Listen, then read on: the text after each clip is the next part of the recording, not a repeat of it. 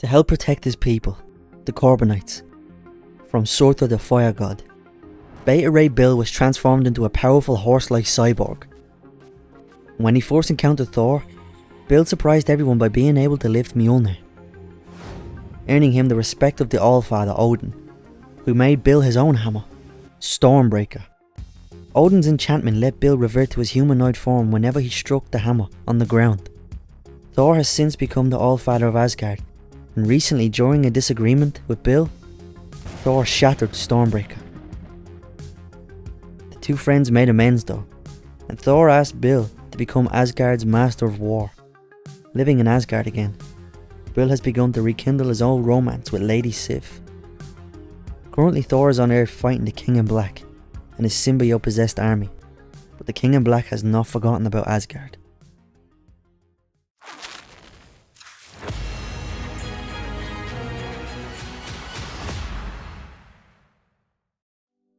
On a planet far away in the great expanse of the universe, the danger is coming, and its people must prepare. A woman answers, and she's congratulated, as her son has been chosen. But he's confused. Mom? My boy. My beautiful boy. Our hero is left feeling a little bit empty inside, like he's missing a vital part of himself. He remembers how he came to lose that part, and the memory pains him greatly. But Lady Sif arrives and reminds him of the beast that they have to slay. It's approaching soon, and there's still no sign of Thor. But Bill doesn't need Thor. He's strong enough by himself, and he still owes her a drink, so he can't die yet. He'll do his best, he says, as he faces his army. Soldiers of Asgard. The King in Black's great beast is finally upon us. He is finally beyond the gates of our beautiful home. But we have planned for this day. We are prepared. And together with our might combined, we will crush this. Bill is sent flying as the great beast breaks the castle walls.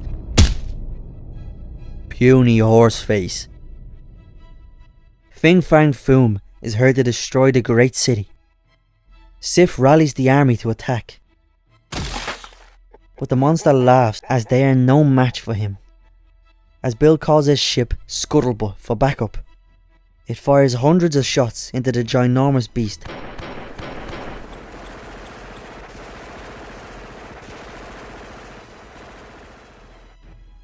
While he's distracted, Bill comes from behind ready to land the final blow. But the monster grabs him and smashes his face into the ground, shattering the earth around him. Then Foom turns his attention to Scuttlebutt, punching it right out of the sky and straight into the great walls of the city.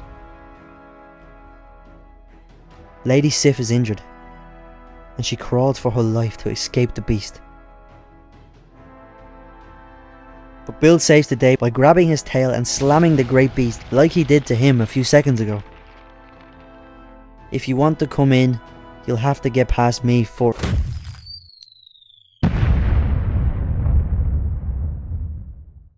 Bill seems to be done for. I love horse meat. It's Thor. He's come to save his kingdom. He tells Bill that he thought this would have been easy for him, but Thor destroyed Bill's weapon. But he retorts saying, I gave you every weapon in Asgard.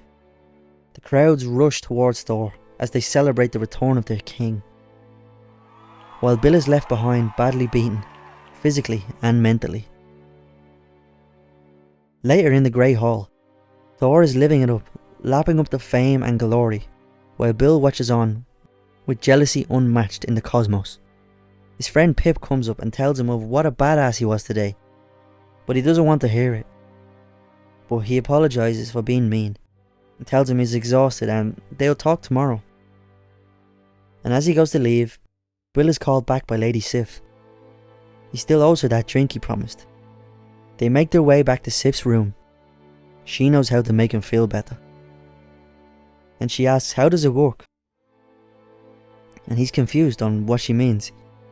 Your humanoid form, she says. Don't you change back night? But he explains only his hammer could change him back to normal. Thor destroyed it. Oh. Bill, I'm sorry. Sif, please. I understand. I am not blind. And Bill leaves his fair maiden alone, knowing he wouldn't want him either.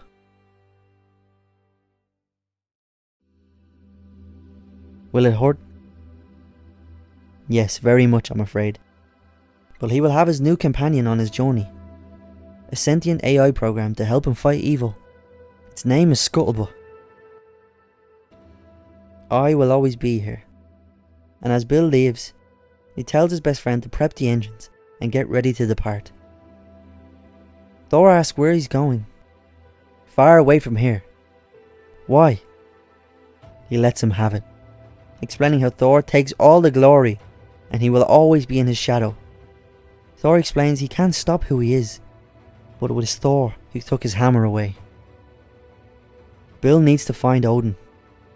He needs to make him a new hammer. I'm going to make myself beautiful again.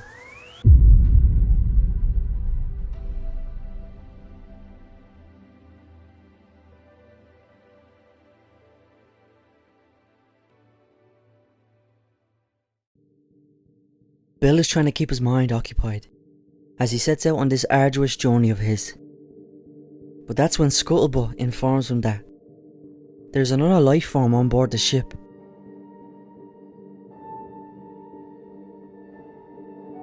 It's Scourge. Scourge is, or was, an Asgardian soldier. He fell in battle some time ago.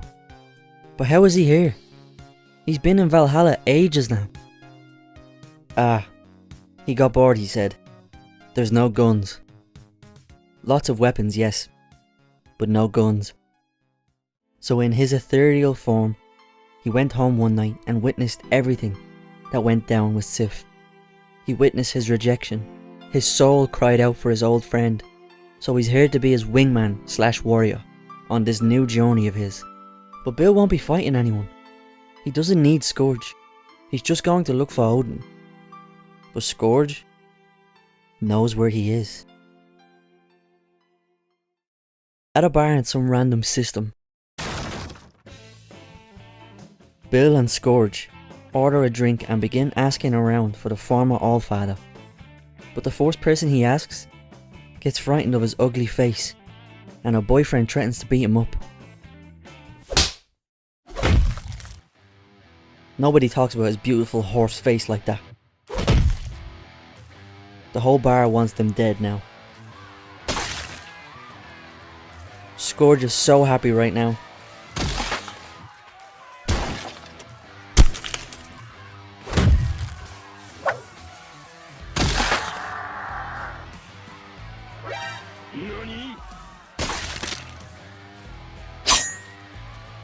I'm gonna turn you into glue. It's Pip. He followed Bill all the way out here. And Scourge is happy to see another old pal. Enough! Old man Odin has finally arrived. This is where he's been lying low since he was replaced by Thor. Then he asks why they're here, and Bill tells him he needs a new hammer. But Odin no longer has the power for such things. Bill asks if there's another way, and unfortunately, there is not. Bill snaps. All the loyalty he's shown over the years, and this is his reward? Odin looks down gravely. There is one way, but it's a dark path. Where, he asks. Muspelheim, the realm of fire, where the worst of our kind and the beasts that the gods cannot control go forever. Their souls haunted and wretched. There are multiple levels that travel down its horrible depths. Darker and darker the deeper you go. But what could possibly help him in a land so evil? Twilight, the blade of the demon god Surtur. He no longer has his sword, and his daughter, who controls the realm, does not wield it either. Odin believes the sword will do what Bill needs it to do. He knows the blade well, unfortunately, as it was Surtur who destroyed his home. Later on the ship, Bill and Scuttlebutt are second guessing going up against Surtur again. How could they forget the last time? Bill failed to protect his home. Odin told of a portal they could use, the Stygian Gate, a secret only Odin and a few select others know of. He uses it to banish creatures and threats against Asgard. He built a citadel around it to protect all bad things from getting out, and a group of unbelievable warriors stand guard. But Odin will tell them of Bill's arrival, for safe passage. They warn Bill how dangerous the deep dark is, but he has his head set on hell. There's no turning back now. He tells the others they don't need to come, they can go home, but they would rather die than not be by his side for this adventure. So be it.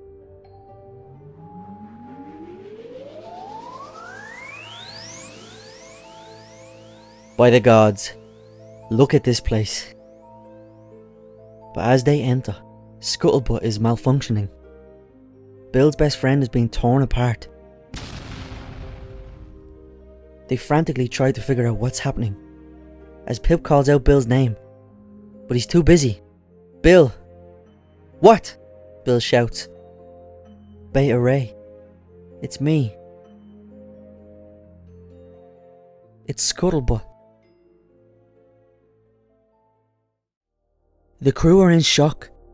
Scourge has his gun drawn, of course, but the robot woman tells him to put it down. It's her. She's the ship. It's Scuttlebutt. But how? It's Muspelheim. It's done something to her. Bill stands and faces what seems to be his best friend, with confusion on his face still. She's still the ship, but that portal?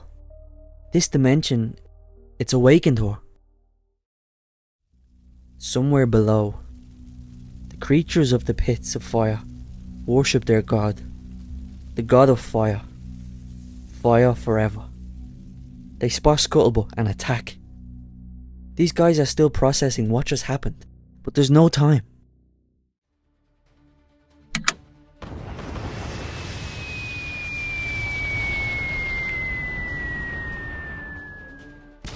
They can't fire back because of the ship's damage, so they'll have to fight manually for now. Scourge and Pip head for the guns. Scourge is in his happy place. Oh yes.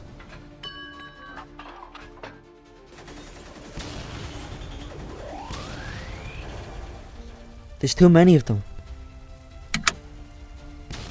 Their engines are failing, and they're going down, but they're over a lake of lava. They're about to crash and burn. But Scuttlebutt jams her hands into the floor and begins transforming. The ship is now a giant boat, floating along the magma river. They did it. They're retreating. They can't follow them anymore. Later the gang figures out it was the minions of Surtur who attacked. The ship is undergoing repairs, so it can't move too much right now. Besides, they somehow need to head down. The sword is at the bottom level of hell. There's only one way to do that. They need to submerge into the lava. Later, Scuttlebutt and Bill are awkwardly staring at each other, eye to eye for the first time. But to break the ice, they start up a game of ping pong. Bill's still coming to terms with his ship basically being a person now. But she doesn't have an answer for why. She just knows that ever since she came into this realm, the power here changed her, making her, well, more her. Then she asks why did he even come here in the first place? And what happened back on Asgard? He became more like her, he supposes. More aware of himself. But she senses he says that as a bad thing. Then she tells him to follow her. And she brings him to a storeroom where she has kept a record of their time together. Every single battle, every interaction, hard copies of it all, that will exist so long as she exists. But that's not all. She made him a gift. It's a new battle axe. She knows he has a lot of weapons and is looking for a new one right now, but for the time being, he can use this. He thanks her for the amazing gift.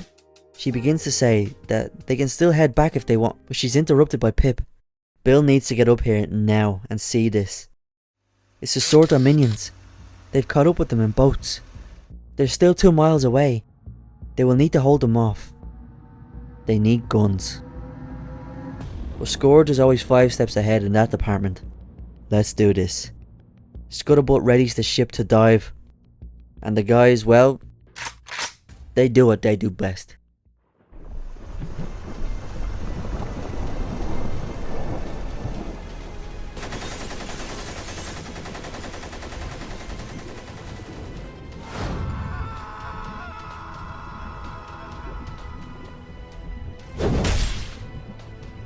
They're almost there.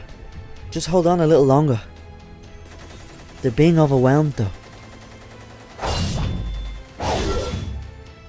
And it gets even worse. A giant monster descends from above. But Bill has a new toy to test out.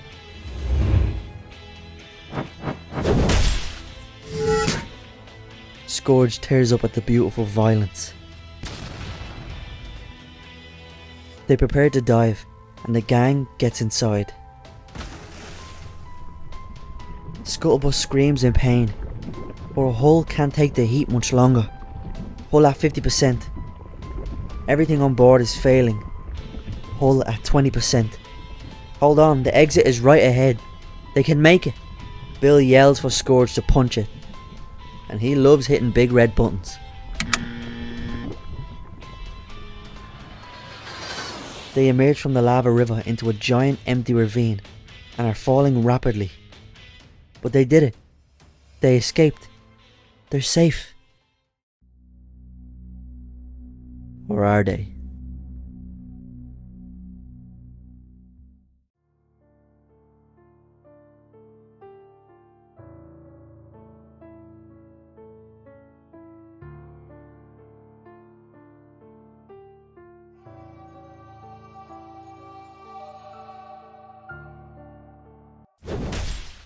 I'm here, Bill.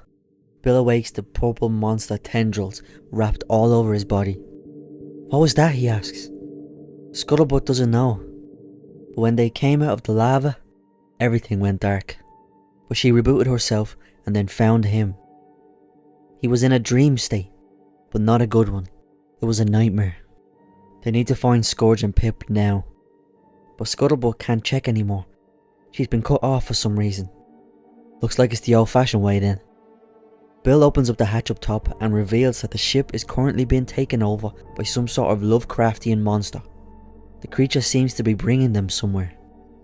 Scuttlebutt has an idea, to plug herself directly into the ship to take control manually. But the infection is everywhere. The ship is covered.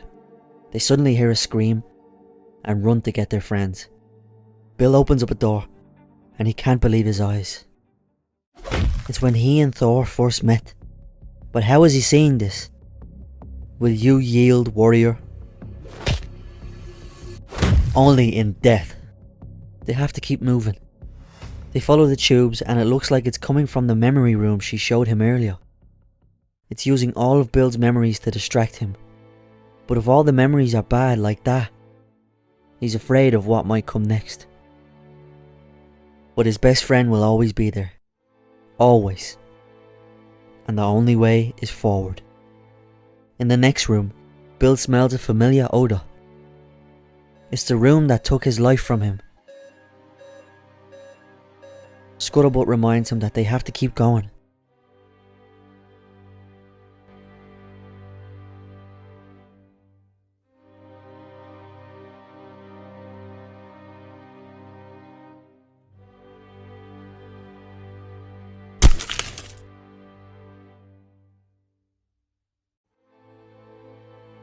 The next room is Bill and his mother.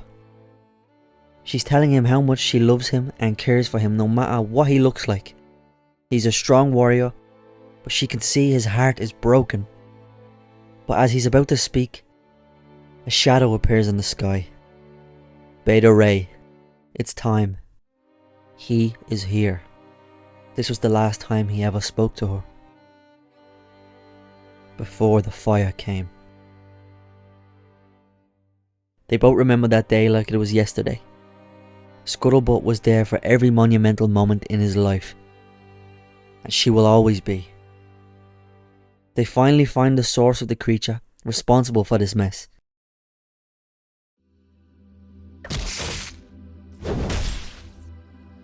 The ship is back online. They're free. And eventually Scourge and Pip awake too. But with not that much power left in the ship, they're about to crash land below.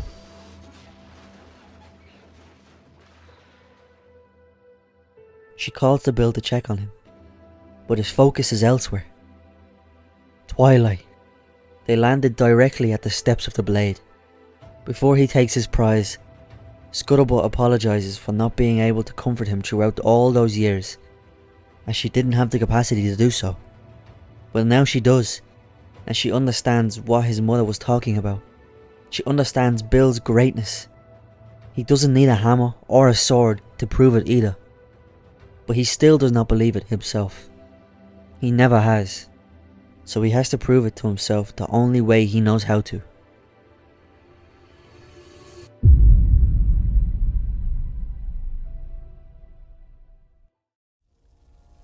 Did you think you could just take it, Corbinite?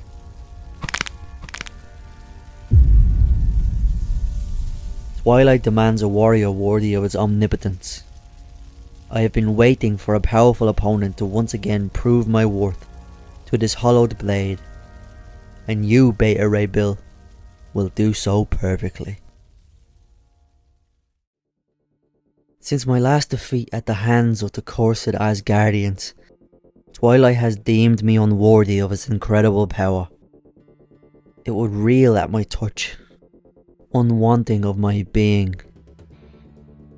While my daughter Cinder rules Muspelheim in my stead, I've been trapped in this part of the realm, waiting for a warrior I can defeat to prove to Twilight my worthiness. You destroyed my home, my whole planet. You killed my people. You killed my family. Death to you, foul demon. Bill. The fire god stands over Bill, probably 100 feet tall, but he will never prove his worthiness by fighting someone so small compared to him. How about they fight like mortals? Surtur chuckles at the idea and begins shrinking himself down to Bill's size. A fight for the ages is about to begin. Scourge and Pip finally emerge from their slumber to get a lay of the land and fight something. Where's Bill, he asks. In that city, fighting Surtur, Scuttlebutt answers. What? They begin running for their friend, but she stops Scourge. She needs his help. She has an idea and it will only work with Scourge's help. While the fight rages on, Scuttlebutt and Scourge position her machine to get in the way of the fight's raw power. Will the shockwaves the two create be enough to power the ship, Scourge asks. The might of a fire demon colliding with a cybernetically engineered alien warrior? Yeah, I think we'll be fine. The fight seems never ending. Surtur grabs his wrist and almost completely breaks it off. That last hit made the engine fly up in power. It's almost full. And while he's distracted with Bill, Pip comes out of nowhere and blasts Surtur with a bullet storm. It does nothing but annoy him though.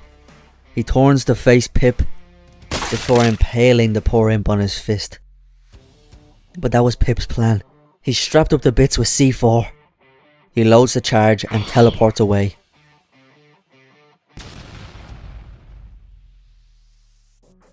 You have destroyed worlds, killed families. This is for them. The fight seems to be finished, but as Bill catches his breath, the fire demon grows back to 100 feet tall again, and vows to end him right now. But that's when the ship reaches 100% power. It's time to put Scuttlebutt's plan into motion. That's why she needed Scourge. He thanks her. He's never seen something so beautiful. Don't thank me. Just shoot the demon.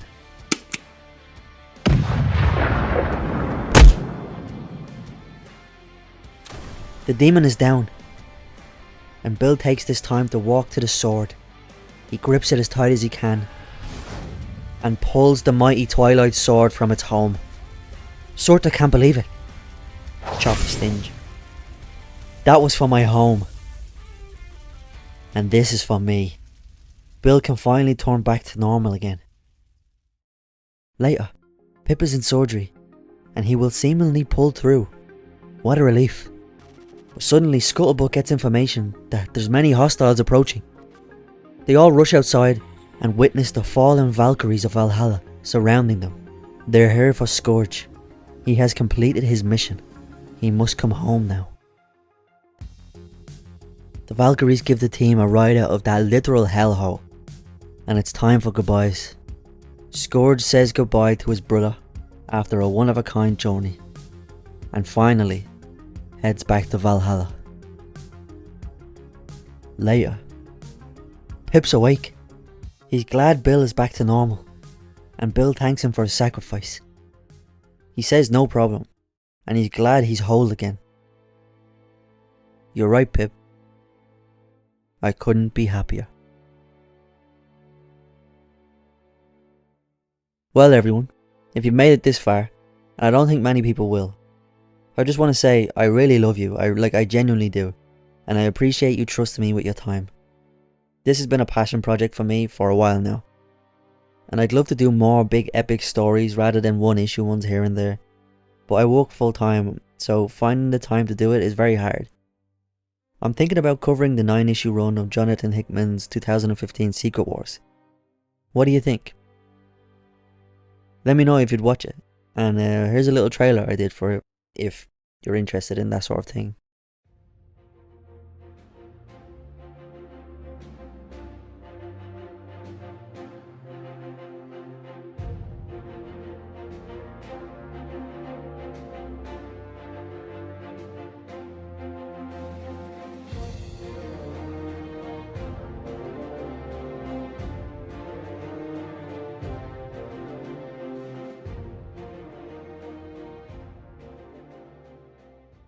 But yeah, thank you for watching this video. I really appreciate it.